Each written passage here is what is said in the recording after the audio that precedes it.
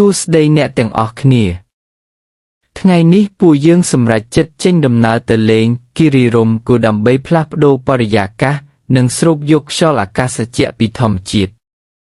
តាំងពីចេញដំណើរពីព្រឹកម្នាក់សប្បាយចិត្តខ្លាំងណាស់ហាព្រោះបានជិះម៉ូតូឆ្លងកាត់ផ្លូវស្អាតមើលទេសភាពភ្នំព្រៃឈើនិងអាកាសធាតុត្រជាក់ស្រួលខ្លួនពេលទៅដល់គិរីរម្យអារម្មណ៍ដូចជាចូលទៅក្នុងពិភពមួយផ្សេងទៀតព្រោះព័ទ្ធជុំវិញទៅដោយដើមស្រកខ្ពស់ខ្យល់បក់ត្រជាក់និងសំឡេងបក្សីយំលាន់ឮពេញព្រៃ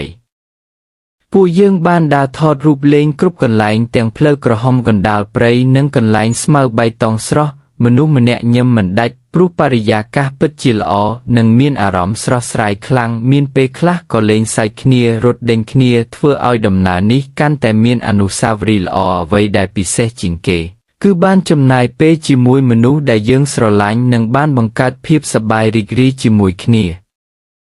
ក្រោយមកពួកយើងក៏បានរកកន្លែងអង្គុយញ៉ាំអាហារឈើក្រោមដើមស្រកខ្យល់ត្រជាក់បក់មកប៉ះមុខធ្វើឲ្យអារម្មណ៍ស្ងប់ស្ងាត់និងបាត់អស់ភាពនឿយហត់ពីការងារមើលទៅជុំវិញឃើញតែធម្មជាតិពណ៌បៃតងនិងមនុស្សជាច្រើនមកលេងកម្សាន្តដូចគ្នាទេសភាពនៅទីនោះពិតជាស្អាតខ្លាំងរហូតចង់ស្នាក់នៅយូរជាងនេះទៀត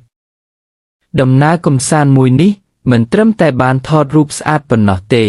តែក៏បានបន្សល់ទុកនូវអនុស្សាវរីយ៍ល្អនិងស្នាមញញឹមជាច្រើនផងដែរគិរីរម្យពិតជាកន្លែងដែលស័ក្តិសមសម្រាប់អ្នកដែលចង់សម្រាកលំហែកាយស្រូបយកខ្យល់ធម្មជាតិនិងចង់គេចពីភាពអ៊ូអរនៅក្នុងទីក្រុងបើមានឱកាសពួកយើងនឹងត្រឡប់មកលេងម្ដងទៀតជាក់ជាមិនខានវីដេអូរបស់ខ្ញុំមានតែប៉ុណ្្នឹងទេអរគុណសម្រាប់ការទស្សនាសូមជួយចុច Share ម្នាក់មួយផង